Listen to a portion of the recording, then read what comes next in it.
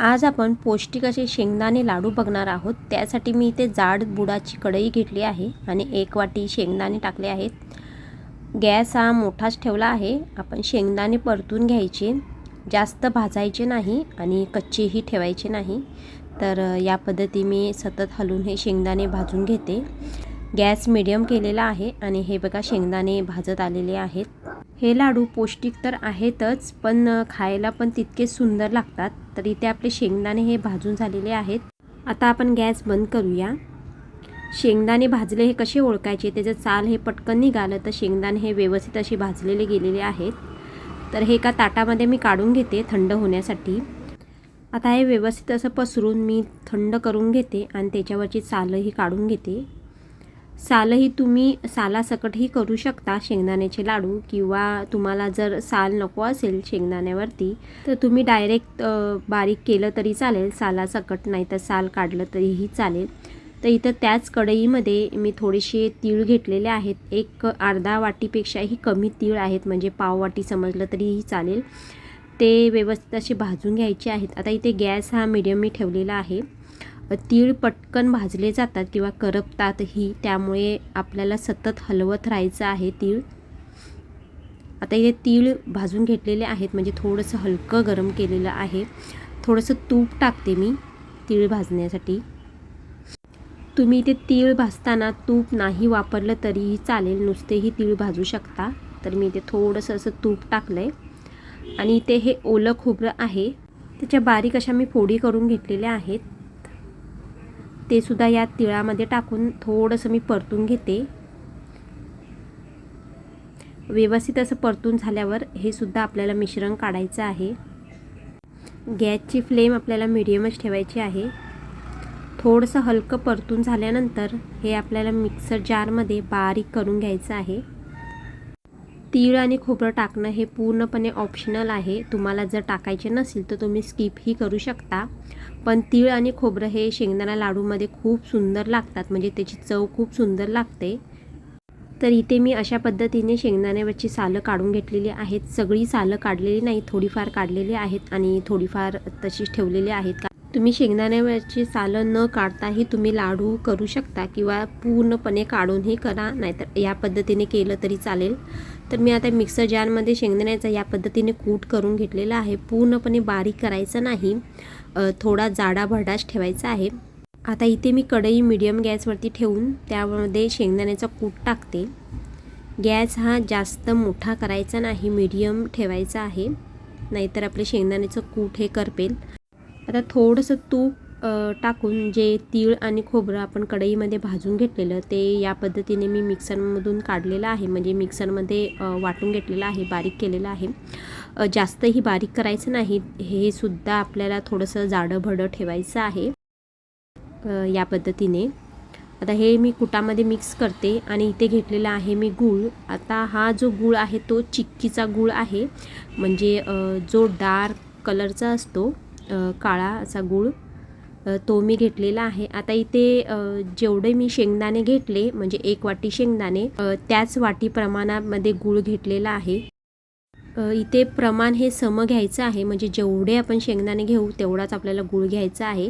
पण हा जो गूळ आहे तो गोड आहे आणि चिक्कीचा गूळ आहे, त्याच्यामुळे मी इथे थोडासा गूळ कमी घेतलेला आहे। म्हणजे ज्या वाटीने मी शेंगदाणे मोजून घेतले त्याच वाटीने मी गूळ घेतलेला आहे, फक्त थोडासा हा कमी घेतलेला आहे। ह्याच्याने काहीही फरक पडत नाही, तुम्ही पूर्ण वाटी गूळ घेतला तरीही चालेल। तर इथे मी थोडासा कमी वापरला, कारण हा गूळ आहे तो खूप गोड आहे। तर या पद्धतीने पूर्णपणे मिक्स करून घ्यायचं आहे गूळ, आपलं जे शेंगदाण्याचं कूट आहे त्याच्यामध्ये। गॅस हा मीडियमच आहे आणि या पद्धतीने पूर्णपणे हलवून वगैरे मिश्रणामध्ये गूळ मिक्स करून घ्यायचं आहे। आता हे जायफळ आहे ते इथे मी थोडंसं किसून टाकते। तुम्ही जायफळ नसेल, तुमच्याकडे जायफळ नसेल तर तुम्ही थोडीशी वेलची पावडर टाकली तरीही चालेल। तरी मी इथे जायफळचा वापर करत आहे। गॅस मी बंद केलेला आहे आणि जायफळ किसून झाल्यानंतर पुन्हा मी एकजीव करते, मिश्रण एकत्र करते। आता सुरुवातीला जो मी शेंगदाण्याचा कूट करून घेतला तो मी जाडाभडा केलेला, बारीक केला नव्हता। आणि जे तीळ आणि खोबऱ्याचं मिश्रण होतं ते सुद्धा मी जाडं भरडच केलेलं मिक्सरमधून, जास्त बारीक वाटलं नव्हतं. तर हे जरा मिश्रण मला जाड वाटतंय, त्याच्यामुळे मी पुन्हा मिक्सरमध्ये एकदा फिरून घेते. मिश्रणामध्ये गूळ टाकल्यानंतर एकजीव करून त्याचे डायरेक्ट लाडू तुम्ही बांधले तरीही चालतील. नाहीतर तुम्हाला जर मिश्रण खूप जाड वाटत असेल तर मी जसं फिरवलं एकदा मिक्सरमधून तसं तुम्ही 1-2दा फिरवा, म्हणजे जास्तही बारीक करू नका. जेव्हा आपण लाडू खातो तेव्हा थोडंफार असे शेंगदाण्याचे जे दाणे असतात ते दाताखालती यावे इतपत तुम्ही बारीक करा, किंवा जे खोबरं आणि तीळ असेल ते थोडंफार तरी लाडवावरती दिसावं इतपत तुम्ही बारीक करा. तर मी मिक्सरमधून जेवढं आपलं मिश्रण होतं ते मी फिरवून घेतले. या पद्धतीने मी करून घेतले बघा. आणि मिश्रण एकजीव झाले खूप चांगल्या अशा पद्धतीने मिक्सरमध्ये फिरवल्यामुळे. जास्त असा वेळ लागत नाही एकजीव करायला मिश्रण. तर आता याचे आपण लाडू बांधून घेऊया. मिश्रण हे पूर्णपणे थंड होऊन द्यायचं नाही, ते कोमट असतानाच आपल्याला मिक्सरमधून फिरवायचं आहे. आणि या पद्धतीने बघा पूर्ण मिश्रण एकजीव करून घ्यायचं आहे. आता हे मिश्रण आहे ते कोमटच आहे. तर या स्टेजलाच मी लाडू बांधायला घेते. पूर्णपणे मिश्रण थंड करून द्यायचं नाही, नाहीतर लाडू हे वळत नाही. कारण गूळ हा आपण थोडासा कमी घेतलेला आहे. कारण जो गूळ मी वापरला आहे तो चिक्कीचा गूळ आहे आणि खूप गोड आहे, त्याच्यामुळे मी थोडासा कमी घेतला 1 वाटीच्या प्रमाणामध्ये. तुमच्याकडे असलेला गूळ जर गोड नसेल किंवा जर असा सुका असेल तर तुम्ही 1 वाटी शेंगदाण्याबरोबर 1 वाटी गूळ घ्या. आणि गूळ थोडा जास्त झाला तरीही चालेल, त्याच्याने काहीही फरक पडत नाही आणि लाडू बांधताना अजिबात त्रास होत नाही. मिश्रण थंड झालं तरीही खूप सुंदर असे लाडू वळतात. तर या पद्धतीने मी पूर्णपणे मिश्रण मिक्सरमध्ये बारीक करून घेतलेलं आहे. बारीक म्हणजे थोडंसं जाड आहे.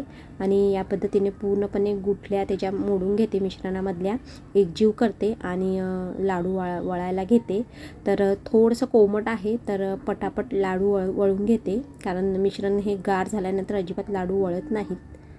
आणि गूळ असल्यामुळे हे लाडू पटकन वळले जातात. तर या पद्धतीने लाडू करून बघा, खूपच सुंदर लागतात. आता या मिश्रणामध्ये तुम्हाला जर सुका मेवा ॲड करायचा असेल तर तो सुद्धा करू शकता तुमच्या आवडीनिवडीनुसार. मी फक्त तीळ आणि खोबऱ्याचं वाटण टाकलेलं आहे. तुमच्याकडे जर ओलं खोबरं नसेल तर सुकं खोबरं वापरलं तरीही चालेल. ते आणि तिळाचं आणि खोबऱ्याचं प्रमाण तुम्ही कमी जास्तही करू शकता. त्याऐवजी अजून तुम्हाला काही गोष्टी ॲड करायच्या आहेत त्याही टाकू शकता, वेलची पावडर वगैरे. इथे आपण शेंगदाण्याचे लाडू करत आहोत, त्याच्यामुळे मी शेंगदाणे आणि गूळ हेच प्रमाण ठेवलेलं आहे आणि थोडेफार तीळ आणि खोबऱ्याचा वापर केलेला आहे. खूपच सुंदर आणि हेल्दी असे हे लाडू थंडीमध्ये खायला तर खूपच उपयुक्त असतात.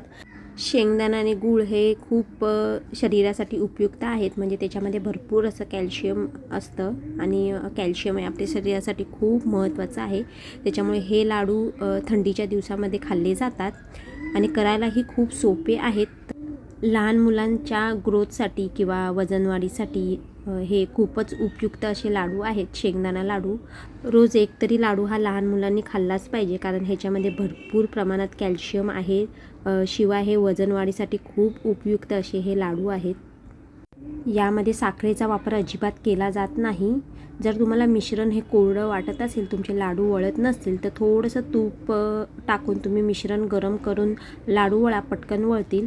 इथे मी गूळ थोडासा कमी टाकलेला आहे, म्हणजे कमी वापरले आहे. गूळ हा खूप गोड होता, म्हणजे कोल्हापूर साईडला जो गूळ भेटतो तो मी वापरलेला आहे. त्याच्यामुळे मिश्रण हे कोरडं झालेलं, तर मी ह्याच्यामध्ये थोडंसं तूप टाकून गरम करून पुन्हा लाडू वळायला घेतलेले आहेत. तर तुमचे जर लाडू वळत नसेल तर तुम्ही या पद्धतीने तूप टाकून लाडू वळून घेऊ शकता. जर गूळ जास्त वापरला तर याची काहीही आवश्यकता लागत नाही, म्हणजे लाडू हे पटापट वळले जातात थंड मिश्रण झालं तरीही. आता जी मी वाटी घेतलेली त्या वाटीच्या प्रमाणामध्ये एवढे लाडू झाले आहेत, म्हणजे एकूण 17 लाडू झालेले आहेत. तर चला मग इथे लाडू करून झालेले आहेत. हेल्दी आणि टेस्टी असे हे सुंदर लाडू, शेंगदाणे लाडू तुम्ही नक्की करून बघा.